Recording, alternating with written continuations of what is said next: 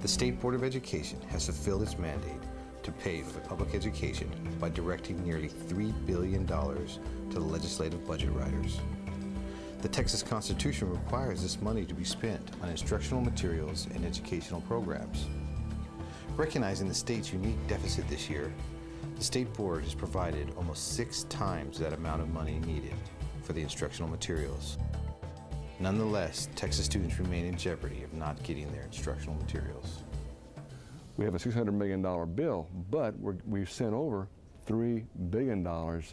Always stress we're probably the only entity in Texas that says, here's our bill, $600 million, here's the money to pay for that bill, and here's an additional $2.4 billion that must be used for education in Texas. What happened at the November meeting was all 15 members, Democrat, Republican, urban, rural, signed the same letter saying, again, we're sending $3 billion, but $600 million is part of the bill we have for textbooks. We've asked the legislature, the House and the Senate to buy the books. Well, constitutionally, you can use those funds for 2 purposes. One is for the purpose of buying instructional materials or textbooks, and the other is the per capita allotment in the school finance formulas.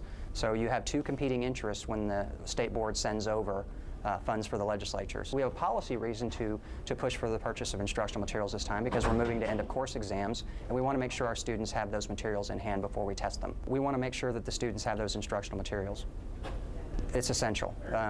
One of the things you want to make sure is that you are aligned between your curriculum standards, your instructional materials, your professional development, and your assessment system. A misalignment of those could wind up in litigation, first of all, and secondly, it's just not the right thing for kids. Texas is unique. We may be the only state that has an endowment set aside just for our kids. We call it, it's called the Permanent School Fund, but it's known as the Children's Textbook Fund. And again, it's the second largest endowment in the United States, second only to Harvard. There's no textbook tax. There's no money out there for a tax for books. It's money that's put aside as an endowment that was $2 million in 1850. Now it's $22.6 billion. So we have money, and our constitutional responsibility on the State Board of Education is to help keep raising the fund, have it grow, but provide funds to make sure our kids in Texas have free textbooks.